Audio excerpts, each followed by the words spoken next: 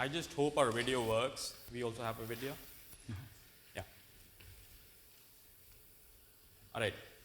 Hi, I'm Vipul Saran, the founder of Natural Cuts. My name is Harrison Willis, and I'm the Vice President for Business Development. So, Natural Cuts provides shelf-stable, fresh-cut produce to the food service sector. Moving forward, I have a video deck in which we explain a brief background about myself and Natural Cuts. Before coming to Cornell, I was working a commodity processing business. We were exporting a lot of fresh fruits and vegetables. We incurred huge financial losses due to the limited shelf life of these perishable goods. Me being a food scientist, tried to solve this problem with new innovative ideas.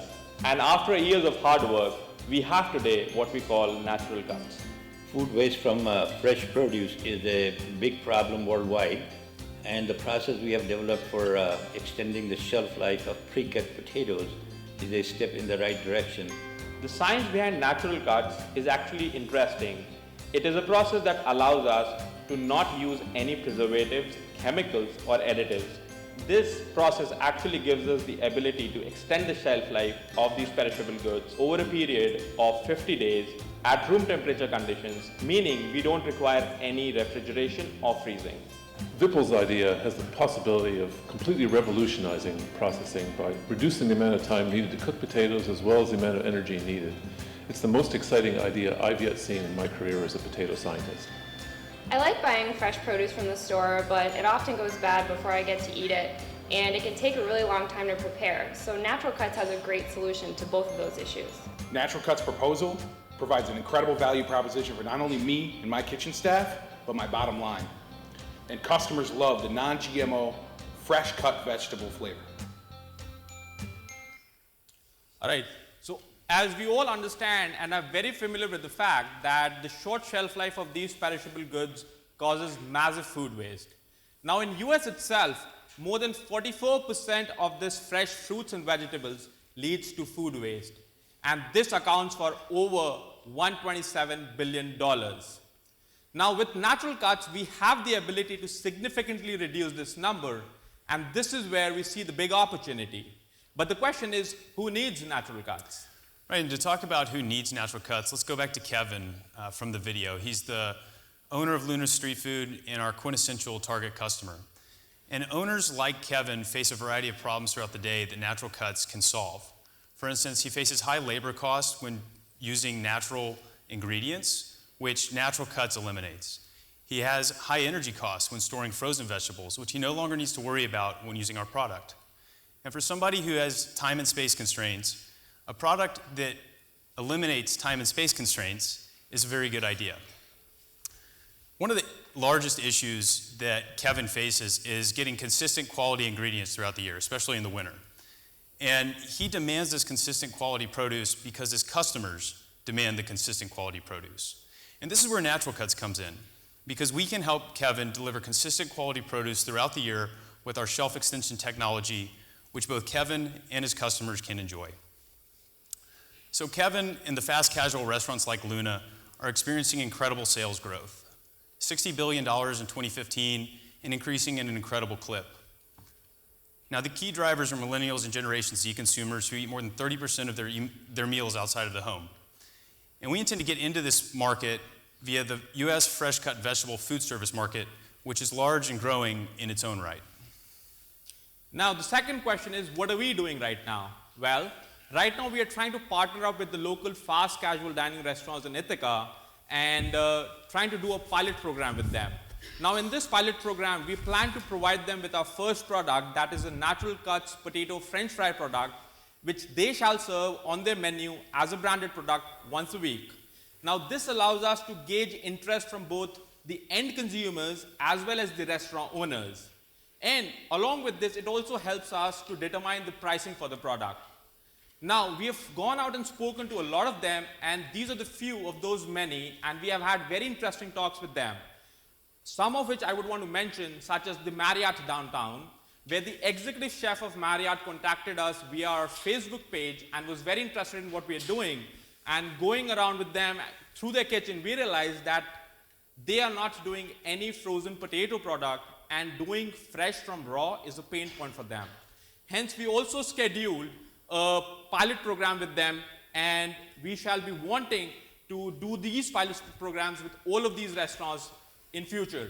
And this is where we see the business plan competition to be transformational for us, because it not only provides us with the capacity to overcome these operating costs, but also provides us with all the equipment costs that is required to scale up and partner, move these partners into our potential customers.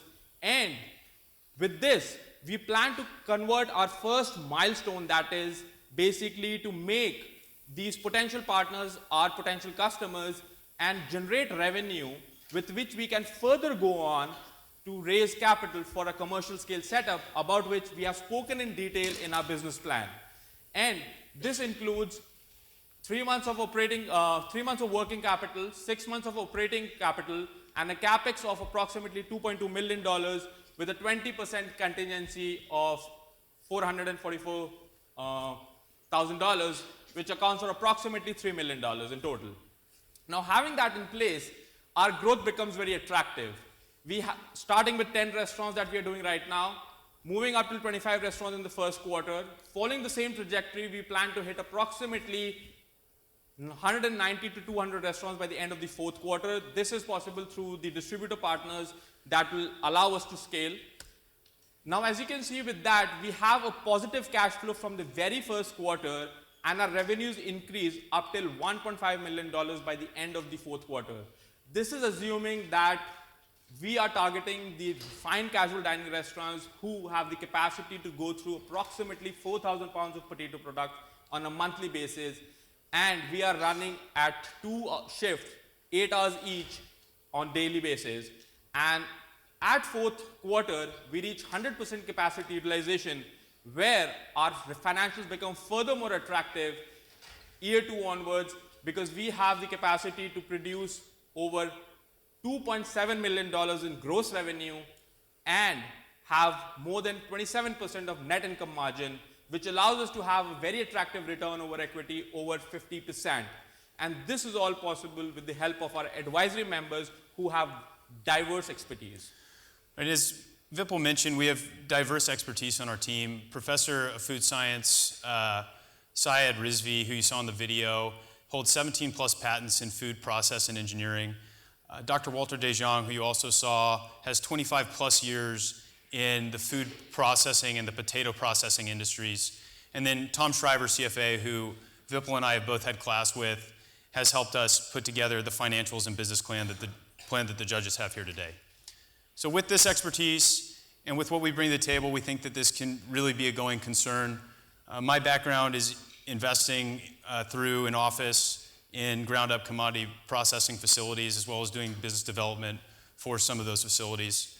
And I think that dovetails nicely with what Vipul brings to the table. So as you've already heard a brief about me, I have my undergrad in food sciences, my master's in food sciences, and also a background in doing a startup in food and agriculture industry for the last 2.5 years. And that's all. Thank you, everyone. And we are Natural Cuts. We are redefining fresh.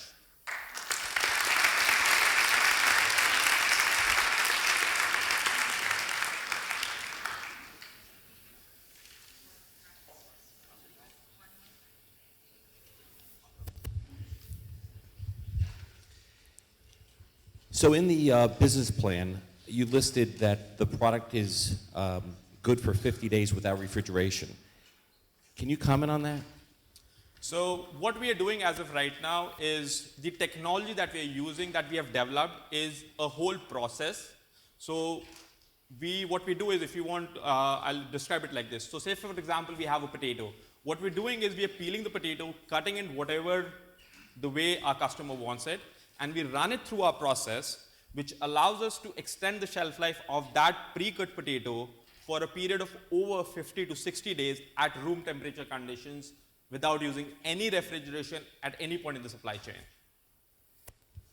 So you listed as minimally processed. Yes. So specifically, are there chemicals? It's like it was mentioned in the video, we are not using any chemicals, no preservatives, and no GMOs. It's a process that actually, if I were to define it, it is a combination of pressure and gases. That's all. Very fascinating. I noticed that your logo has a potato in it, so I assume you're going to be mainly potatoes and not vegetables, as you say. Is that correct? We start with potatoes, and I would like hear your question, but I have. Okay. Well, you're getting into a business with huge competition. Yes. Big, deep pockets. Water processors that are, in Idaho and places where potatoes are grown. And you're going to rely on distributors to sell this into restaurants because you have very low marketing budget. Sales and marketing budget is very skinny and a big investment in plant. Okay, well, that's fine. So how are you going to get the distributors to sell this in? Right, so our strategy is to get the restaurants that we mentioned in the presentation. So when we've gone out and talked to different people who've gone down this road, Ithaca Hummus being one, our understanding is the best way to get those distributors on board is to build a book of people who are already using the product. So by going to these restaurateurs, building our book, and then giving that to the distributor to say, hey, we have these on board, let's take it to the next level. I think that's our initial strategy. And to add on to that, I would just like to mention, because I just saw 5-minute thing and I just got startled, but I had to mention that we had interesting conversations with the Boatyard Grill as well. And going and talking to these people has been exciting because they are the people who are promoting us and are actually connecting us to the distributors as of right now. Say, for example, we also did our first launch party and a pilot program with Luna Street Foods day before yesterday. We served over 60 consumers over there and had very good responses from each of them. And he introduced us to his distributor to carry our product. Okay, so how are you communicating the distinctive competency or the competitive advantage you bring against millions of processors that are doing recently, potatoes? yesterday, we had a conversation with the Reds downtown, and they brought up the same question, like, how are you going to be competitive? And we might want to shift from from the product that we're already doing, that is a frozen French fries in this case, to your product, but how does the costing work for us, and how do you intend to be cheaper than them? So the only answer is, as of right now, the biggest driving factor for this whole model is the cost of the raw material, that is the potato. And whatever we are using in terms of processing is all recyclable in our process. So whatever we are using in some terms of resources, we can all recycle it back. So there is very bare minimum cost in processing for us. That allows us to basically beat and be competitive in the price if we can drive the price of the raw material down. And the best we have achieved up till now is 24 cents per pound by getting a huge distributor in New York State on board with us.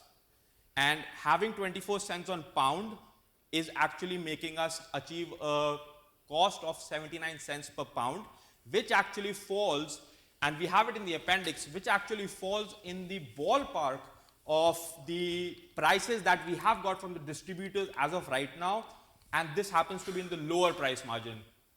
I think we have it in the next slide. And yeah, so if you look at this price sheet over here, we fall exactly in the lower end with that price that we are actually offering right now. And we have the ability to go down because what we have spoken of, Ore-Ida has the capacity to buy their produce at 6 cents a pound. And if we can even get it to 10 cents a pound, we are beating them all. Right, so to piggyback on Vipul's question or answer here, our process, if we're getting the same inputs, is less energy intensive than a regular processing, because a regular processor fries most of, if not all of the frozen potatoes that you might buy in the supermarket or that somebody would get in a food service sector are pre-fried, right? So that's a huge energy expenditure that we don't have to have in our process. So have you figured out if you can call these fresh cut French fries? I could follow the question. Fresh cut? I'm thinking of a marketing position. Do they taste like fresh cut French fries? So to answer that, like I said, we did the first launch day before yesterday, and we couldn't include the results from there into this presentation because it's supposed to submit it by then. But to be frank, more than 90% of the people who actually tried the product said, and I quote, "It's more potato-y." it has more potato in it, and it feels more natural. So that's what we've heard in the feedback. Yeah. So, you know, obviously anything fresh cut is very hot right now. And, you know, the top line proposition, you know, I think you've done a nice video to show it, you know, and to prove it. Have you gone to distribution? Have you gone to, you know, the distributor community up in Binghamton, and, you know, in the areas around here where there's some very, very large distributors to pitch this revolutionary approach to potatoes? So as of right now, we have had a very basic conversation with somebody from Cisco, and they said that they would want to carry a product like this because they have very limited frozen and refrigerated warehousing systems. So if they can shift all that potato products from refrigeration into shelf storage, then that gives them a big advantage. And as of right now, we haven't gone and spoken to them formally. The reason being that we are not at that scale to have enough product with us for them to carry our product. Hence, that is why, as we mentioned, our next milestone in the next 2.5 months is to have that basic money to scale up to a level where we can prove the concept on this small level over here in Ithaca itself, with which we can actually go and raise further money to do a commercial setup. And then we get the distributors on board. But yes, with our preliminary conversations, it makes a lot of sense for people like Cisco to be on board. Like I have a quick just thought in all this and a question for you. You guys said you haven't priced it yet because you're going out and you're piloting. You put together a very attractive financial statement. What price did you build in, and how much does that save the restaurateur? And then how much leeway do you guys think you have before someone catches on to what you're doing and copies it? Yes. So the model that we have done is based on the price sheet from here. Like I said, 79 cents per pound, which falls in the ballpark, and we are able to be profitable up to 27% in net income margin on this price. Now, when I say that we are still pricing it out, the way we are approaching these restaurant owners is, say if you go to a restaurant and you don't ask for a beer, you ask for a Bud Light. Can I have a Bud Light? So we want to market it as a branded product, have it on the menu, not as just fries, as a side of fries, but have it as a fresh cut, natural cuts fries or something like that. So that would allow us, and we want to see whether the customers are ready to pay a premium on a fresh, natural cut product or not, in comparison to a frozen product. That is what we were trying to do in these pilot scale runs, and that's what we did in Luna itself. And if they can get $1 extra by selling it in the restaurant, then if we work back from there, it gives us an ability to have a bigger margin than what we already can achieve with this price model. And about the part that you said, whether it can be copied or not, we are already undergoing a patent process. The patent is going to be owned by Cornell. We are going to license this because I am the inventor and best at negotiating. Something around 2 or 3% royalty goes to Cornell, which we have taken into account in our business model. Yes. So that's where I was going with this. You have a big capital investment, a lot of marketing. You haven't put in the business plan, dollar-wise. You're counting on your distributors doing your marketing for you, but you're going to go out and talk to restaurateurs too. So that was you led to my question. Why don't you just take this thing, patent it, and license it, as opposed to trying to raise all this money to go build a plant? So the reason why we're trying to do this as of right now is that we want to reach at that scale there from where we can actually sell it to people, and in a way that, because what we have done as of right now is just proven it on potatoes. And we're trying to take it and we envision it to be done on all vegetables. So we want to have that facility to prove that whole concept on each and every vegetable that is out there. And then patent, on the basis of that, then that patent, we want to then further license it because we do not see ourselves basically doing the whole production at all times. Yes. Okay, we're out of time, sorry. Thanks, guys. Thank you. Thank you.